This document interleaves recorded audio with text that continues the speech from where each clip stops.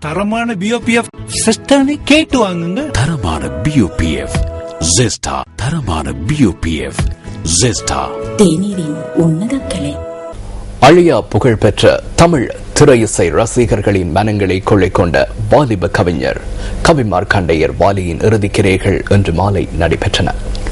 அன்னாரின் பூதவுடலுக்கு திரையுலக பிரபலங்கள் மட்டுமன்றி பல்வேறு அரசியல் கட்சியின் தலைவர்கள் மற்றும் பெருந்திரளான மக்களும் தமது அஞ்சலியை இன்று செலுத்தினர்.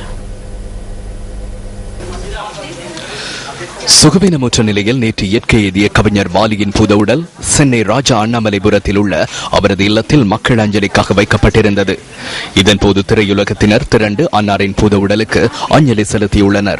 திமுக தலைவர் மு கருணாநிதி, அந்த கட்சியின் பொருளாளர் ஸ்டாலின் மற்றும் நடிகர் ரஜினிகாந்த் உள்ளிட்ட பலர் அஞ்சலி செலுத்தியதுடன் கவிஞர் வாலியின் அனுதாபமும் வெளியிட்டுள்ளனர். பொதுமக்களின் அஞ்சலினை தொடர்ந்து அன்னாரின் பூதவுடல் தாங்கிய பிழை பெசன் நகர் மின்மயானத்துக்கு ஊர்வலமாக எடுத்துச் செல்லப்பட்டது.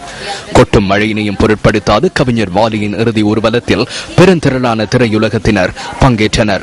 ஊர்வலத்தின் நிறைவில் வாலியின் புதல்வர் பாலாஜி இறுதி சடங்குகளை மேற்கொண்டார். இதனைத் தொடர்ந்து கவியுலகின் நாயகனின் உடல் அக்கினியில் சங்கமமானது.